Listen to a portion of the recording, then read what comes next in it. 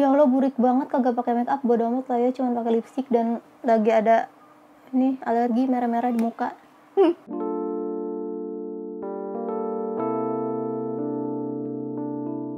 Assalamualaikum, annyeonghaseyo, swadika. Balik lagi di channel aku, Asmin Nurais. Dan kayaknya udah lama sih aku nggak bikin konten ngobrol-ngobrol kayak gini. Tapi kali ini aku nggak bakal ngajak ngobrol biasa, cuman aku bakal nge-review atau mengulas satu series yang baru banget selesai tadi malam, Selasa malam, yaitu Bad Genius. Siapa yang di sini nonton? Bad Genius di series ini adalah adaptasi dari film berjudul sama yang tayangnya tuh udah lama, beberapa tahun yang lalu, dan aku juga penggemar berat filmnya.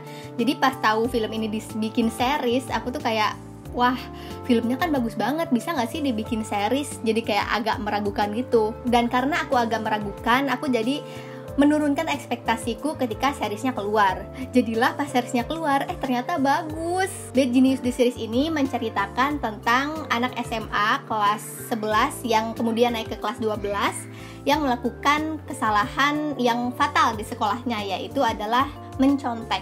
Jadi karakter utamanya adalah Lin, yang dia adalah murid baru, murid beasiswa, masuk ke sekolah elit gitu. Nah, di sekolah elit itu tuh ternyata dia ketemu sama teman baru yang polos banget, namanya Grace. Kebetulan si Grace ini nggak sepinter Lin. Akhirnya demi membantu Grace supaya bisa masuk ke ekskul favoritnya dan mendapat peran sebagai, dia pengen masuk ekskul drama dan dia pengen dapat peran di ekskul itu, akhirnya dia harus naikin nilai akademiknya. Dibantulah sama Lin dengan cara mencontek tradisional. Nah, sejak hari itu si Grace itu ngasih tahu ke pacarnya kalau Lin tuh pinter banget. Pacarnya yang orang kaya akhirnya merekrut Lin untuk membantu dia juga supaya bisa lolos ujian. Karena ya biasalah, ada tipe-tipe orang kaya di satu cerita anak SMA yang dia nggak pinter-pinter banget, cuman dia dituntut banyak sama orang tuanya yang kaya gitu kan.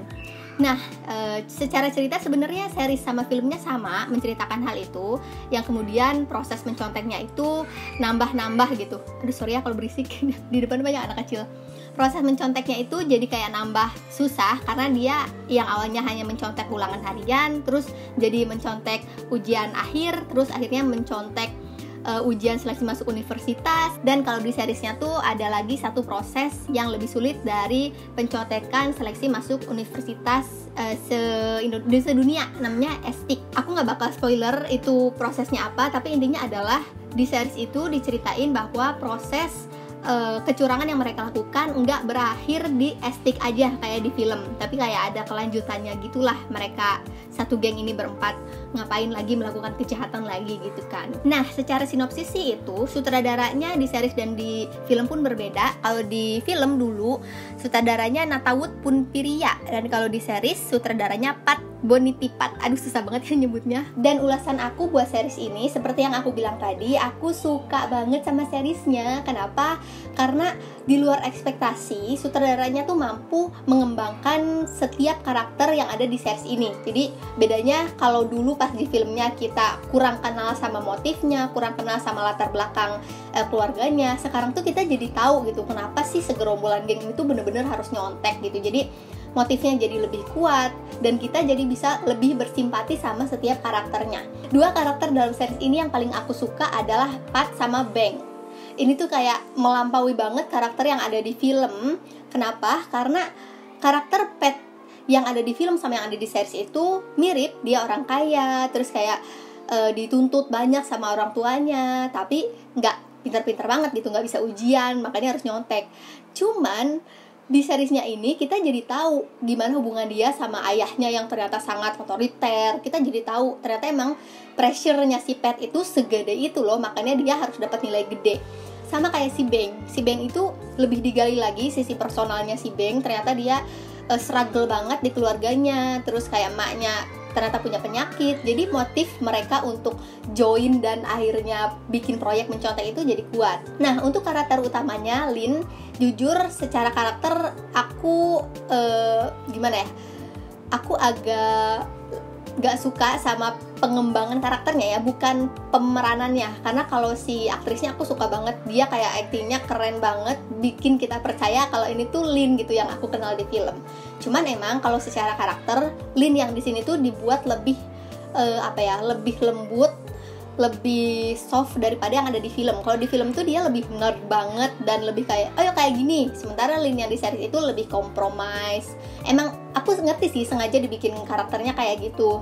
Tapi entah kenapa aku lebih suka karakter Lin yang savage kayak dulu gitu. Jadi lebih tegas, lebih serem kelihatannya. Cuman ya mungkin ada pertimbangan lain ya dari sutradaranya ini. Cuman perspektif personal aku aja. Dan yang aku lebih suka adalah hubungan tiap karakternya tuh jadi lebih kegali juga. Yang paling aku suka adalah Lin sama Grace, sahabatnya itu.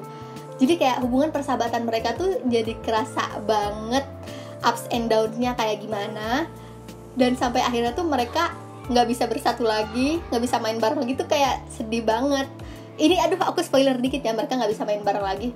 Bukan nggak bisa main bareng lagi sih, cuman kayak mirip kayak di filmnya kan, yang abis estik itu mereka putus hubungan. Jadi kayak ada proses yang lebih kerasa emosionalnya gitu. Kenapa ketika mereka putus hubungan itu perasaannya si Lin ke Grace itu nggak sekedar kayak anjir gue gak mau lagi lah nyontek, nggak sekedar itu, tapi kayak udah sayang banget sebagai sahabat. Nggak cuman Grace sama Lin, hubungan karakter lainnya juga di sini kekembangin dengan baik banget.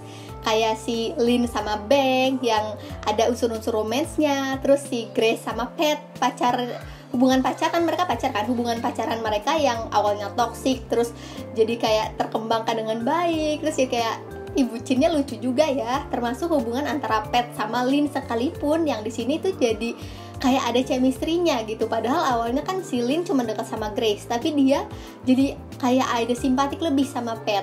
Termasuk hubungan Pat sama Bang. Ini harus kalian banget tonton. Hubungan Pat sama Bang ini yang paling rumit di series ini. Dan itu tuh menurut aku pengembangannya keren banget. Pokoknya series Bad Genius ini bisa aku bilang bagus banget pengembangannya. Aku kasih nilai 8/10 dibandingkan filmnya. Kalau boleh aku kasih nilai itu 9,5 kayaknya per 10. Ada masa dimana dramanya kelamaan gitu ya. Ya wajar sih dramanya kelamaan karena kan gak setiap hari ujian kan ya. Cuman aku tuh jadi kayak kok cuman gini doang ya cara nyonteknya, kok kayak gitu doang ya. Ini spoiler dikit sih, cuman ada cara nyontek yang ada di filmnya tapi gak ada gitu. Nah, tapi ada pengembangan cerita yang menurut aku tuh pengembangan di sisi-sisi thrillnya, sisi-sisi menegangkan yang di seriesnya tuh lebih kegali. Kayak ini aku udah sesi spoiler ya guys, jadi kalau misalnya nggak suka spoiler ini mohon di cut aja sampai sini, oke? Cut. Ada beberapa pengembangan cerita yang menurut aku keren banget dan kepikiran gitu di seriesnya. Contohnya aku ngasih contoh satu aja, yaitu toilet. Jadi wajar banget nggak sih di tiap negara itu toiletnya kan beda. Nah, si Bang sama Lin ini kan mengikuti ujian estik di negara luar kan, bukan di Thailand. Jadi mereka bikin rencana pencontekan di Thailand, tapi mereka lupa kalau kondisi di luar negeri itu mungkin beda. Nah, pas ke toilet, ternyata toiletnya bentuknya beda. Itu tuh kayak aku nontonnya, iya juga ya. Itu tuh masuk akal. Dan itu tuh pengembangan yang keren gitu menurut aku. Lain-lainnya adalah pengembangan hubungan Lin sama bapaknya, itu juga bagus. Dan termasuk dikasih cerita soal Lin sama ibunya, bahkan latar belakang yang cukup kuat kenapa Lin bisa sampai seambisius sekarang itu ada. Jadi aku suka banget sih pengembangannya itu lebih fokus di pengembangan karakter ketimbang pengembangan cerita. Meskipun secara cerita aku juga suka gitu sih menurut aku secara garis besar review series Bad Genius. Dan aku sangat merekomendasikan teman-teman untuk nonton. Sesuka apapun teman-teman sama filmnya, seriesnya ini sangat layak untuk ditonton. Nah, segitu aja ulasan series Bad Genius dari aku. Udah ini aku tuh lagi nonton The Gifted Graduation. Siapa yang di sini nonton juga? Gila sih episode 1 ya. Aku tuh baru nonton episode 1 kan di YouTube-nya GMM TV. Dan aku kayak berharap akal ada sesi live gitu loh, nonton YouTube live terus bisa komen live, tapi kemarin tuh enggak, jadi kayak cuma nayangin biasa aja. Padahal seru, kayak waktu dulu Together kan nontonnya live kan, jadi nontonnya nobar gitu kesannya, kita sama semua orang tuh nobar gitu. Pokoknya nanti aku bakal review juga kayaknya The Gifted Graduation kalau udah tamat gitu. Selain The Gifted Graduation sama Bad Genius The Series, teman-teman lagi nonton series Thailand apa lagi nih? Tolong komen di bawah aja ya, aku butuh rekomendasi gitu deh. Tapi aku nggak nonton Still Together.